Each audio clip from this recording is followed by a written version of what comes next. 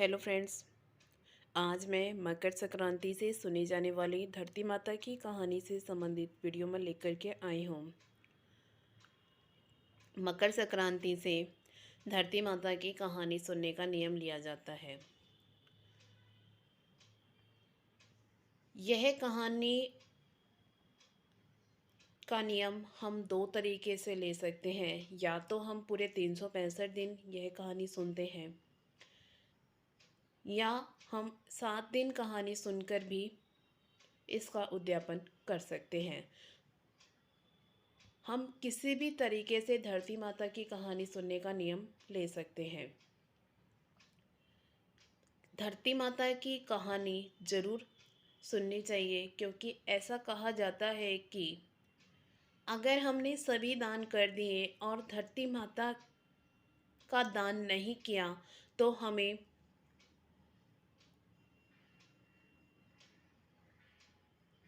स्वर्गलोक के दरवाजे खुले नहीं मिलते हैं। तो हमें धरती माता की कहानी सुनकर दान जरूर करना चाहिए।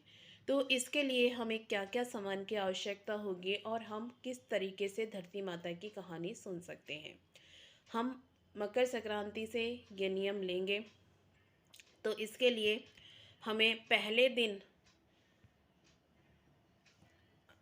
संकल्प लेना होता है। तो हम भगवान गणेश को बिठाएंगे और यह कहानी हमें धरती पर बैठकर ही सुननी होती है। जो माता या बहनें धरती पर नहीं बैठ सकते, पैरों में दर्द रहता है, तो वो पीढ़ा पाटा या मुड्डा कुछ भी लेकर के बैठ सकते हैं। अवश्य ध्यान रहे कि धरती माता की कहानी हम धरती पर बैठकर ही सुने। तो सबसे पहले हमें भगवान गणेश को बिठाना है और एक कटोरी में हमें हरे मूंग की दाल लेनी है। आप दाल की जगह पे हरे मूंग भी ले सकते हैं। चावल लेने हैं और मूंगफली लेनी है। मैंने यहाँ पर छिली हुई मूंगफली ली है, आप छिलके वाली भी ले सकते हैं। और रेवड़ी लेनी है और हरी धूप ज़रूरी लेनी है धरती माता की कहानी सुनने के लिए। और एक जल का लोटा हमें लेना है। यह हम मकर संक्रांति के दिन पहले दिन जब हम संकल्प लेंगे तो ये सभी सामान हमें अनिवार्य है कहानी सुनने के लिए। अब सबसे पहले हम भगवान गणेश को तिलक कर देंगे और लोटे को तिलक कर देंगे। भगवान गणेश को तिलक कर दिया है और हमने जो जल का लोटा लिया है उसको भी हमने तिलक कर लिया है। अब हम हाथ में थोड़े सी चावल के दाने और दूर्वा हाथ में ले लेंगे। इसके बाद हमें कहानी सुननी है, चाहे हम 7 दिन का नियम लें या 365 दिन का। अगर आप 7 दिन का नियम ले रहे हैं धरती माता की कहानी सुनने का, तो आपको 7 दिन व्रत रखना होगा। अगर आप 365 दिन का नियम ले रहे हैं या साल भर का नियम ले रहे हैं धरती माता की कहानी सुनने का, तो आपको नित्य स्नान करने के बाद रोज़ आपको धरती माता की कहानी सुननी होगी। अब मैं कहानी सुनाती हूँ। प्राचीन समय की बात है। एक गांव में एक माँ और उसका बेटा बेटी रहा करते थे। माँ गरीब थी, वह मजदूरी करके अपने परिवार का पेट भरती थी। धीरे धीरे दिन गुजरते गए और बच्चे बड़े होने लगे। बेटी शादी के योग्य हो गई, तब माँ बूढ़ी हो गई। माँ ने अपने बेटे से कहा कि बेटा, तेरी बहन शादी के योग्य हो गई है, इसलिए तेरे जैसा घर वर देखकर उसकी शादी करना। ऐसा बोलकर माँ तो कुछ दिनों बाद मर गई। उसका भाई गांव गांव में घूमा, लेकिन बहन के योग्य पति नहीं मिला। वह घूम घूम कर थक गया और एक दिन सोचने लगा कि मेरे जैसा तो इस दुनिया में कोई नहीं है, इसलिए मैं ही इससे शादी कर लेता हूँ। ऐसा सोचकर वह चुनरी और शादी के लिए सब सामान ले आया। तब उसकी बहन ने पूछा कि भाई, तुम यह सब सामान क्यों लेकर आए हो? तब उसके भाई ने कहा कि बहन, यह सब सामान तुम्हारी शादी के लिए लेकर आया हूँ। गांव वालों ने बहन से कहा कि तुम्हारा भाई ही तुमसे शादी करने वाला है। तब बहन ने जाकर अपने भाई से पूछा कि भाई, मेरी शादी किससे कर रहे हो। इस पर भाई ने कोई जवाब नहीं दिया। तब बहन समझ गई। उसने एक लोटे में जल लिया, चुनरी ली और चप्पल पहनकर जंगल की तरफ चली गई। जंगल में गाय चराने वाले ग्वालों ने उससे पूछा कि कहाँ जा रही हो, तो वह कुछ नहीं बोली। वन में जाकर वह धरती माता को पुकारने लगी और बोली कि हे धरती माँ, अब तुम ही मेरी लाज रखना, वरना अनर्थ हो जाएगा।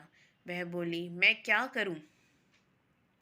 माँ, मुझे अपनी गोदी में ले लो, नहीं तो अन्याय हो जाएगा। तब धरती फटी तो बहन ने एक तरफ लोटा, चुनरी और चप्पल रख दिए और वह धरती में जाने लगी। इतने में दौड़ता हुआ उसका भाई जंगल में आया और उसने ग्वालों से पूछा कि मेरी बहन किधर गई है। ग्वालों ने कहा कि तेरी बहन उस तरफ गई है।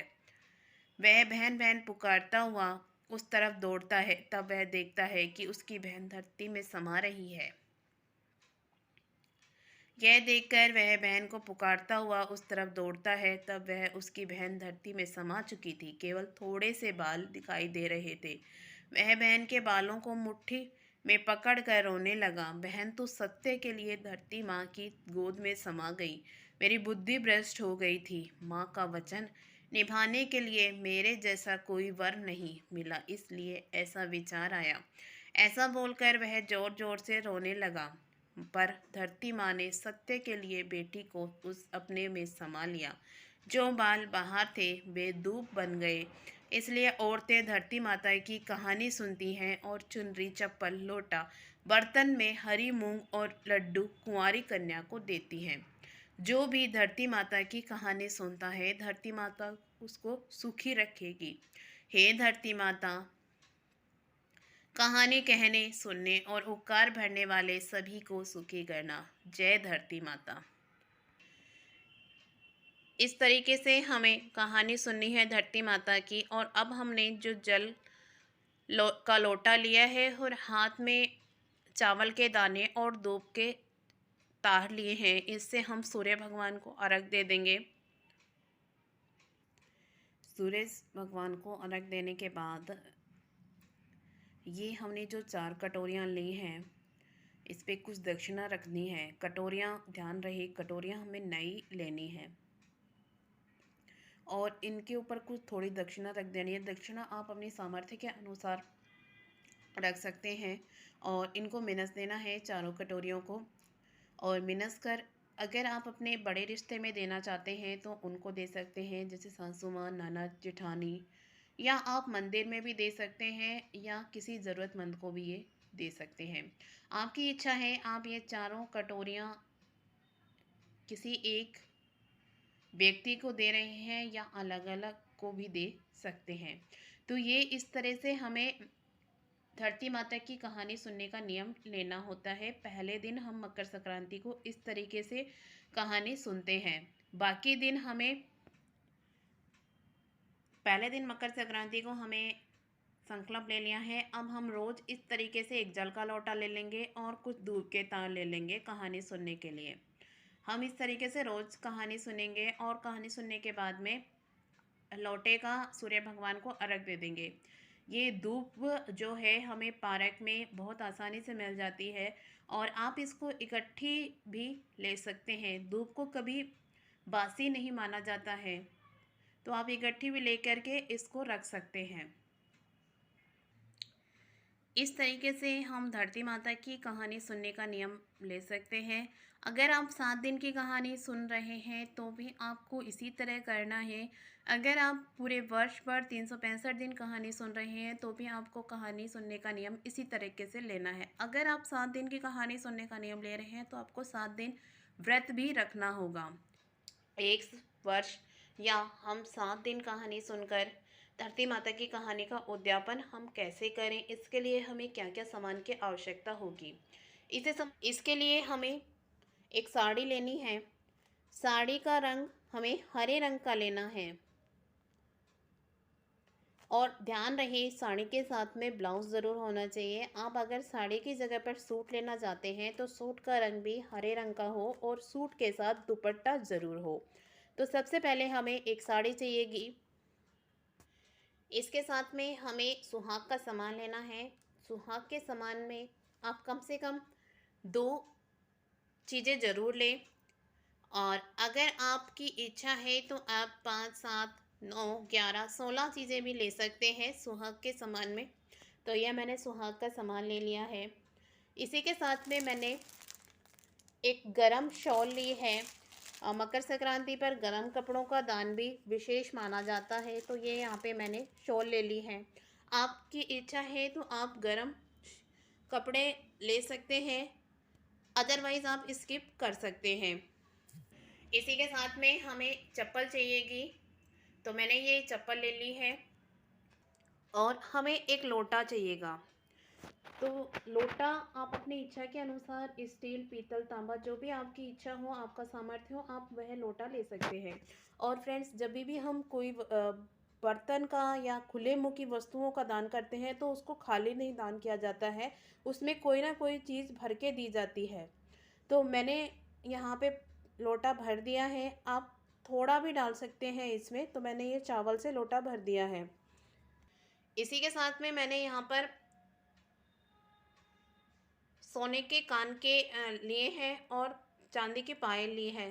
सोने चांदी की वस्तुएं आप अपनी इच्छा के अनुसार, अपने सामर्थ्य के अनुसार ले सकते हैं, अदरवाइज इसको स्किप भी कर सकते हैं। और ये मैंने एक पैंट शर्ट का कपड़ा, रुमाल और बनियान ली है। और इसी के साथ में ही एक स्वेटर ली है। फ्रेंड्स, कहा जाता है कि जब भी हम कोई दान करते हैं तो उसे जोड़े से करना चाहिए। तो मैंने यहाँ पर जेंट्स के भी कपड़े लिए हैं और जेंट्स के जूते ले लिए हैं। इसी के साथ हमें कुछ दक्षिणा रखनी होती है, तो हम दोनों पे ही हम कुछ दक्षिणा अपनी यथा संभव जितनी हो, हमारा सामर्थ्य जितना हो, हम उतनी दक्षिणा रख देंगे। और इसी के साथ ही हमें कुछ खाने की वस्तुएं देनी होती हैं मिठाई में। तो मैंने यहाँ पर तिल के लड्डू लिए हैं। आप और भी कोई मिठाई ले सकते हैं और इनकी मात्रा भी अपने अनुसार बढ़ा सकते हैं। और जैसे हमने पहले दिन 4 कटोरियाँ ली थी, रेवड़ी, मूंगफली, चावल और मूंग की दाल। मूंग की दाल की जगह आप मूंग भी ले सकते हैं, साबुत मूंग। ये चारों कटोरियाँ लेनी हैं। और हम जैसे हर रोज़ कहानी सुनते थे, वैसे हमें कहानी सुननी है। अगर आपने 1 साल का नियम लिया है तो पूरे 1 साल पूरा होने के बाद में इस मकर संक्रांति से अगली मकर संक्रांति को भी आपको कहानी सुननी है। अगर आपने 7 दिन का नियम लिया है तो आपको 7 दिन कहानी सुननी है और उद्यापन करना है। तो ये चारों जो कटोरियाँ हैं इनको भी आपको मिनसना है। इसके साथ भी हमें दक्षिणा ज़रूर रखनी है।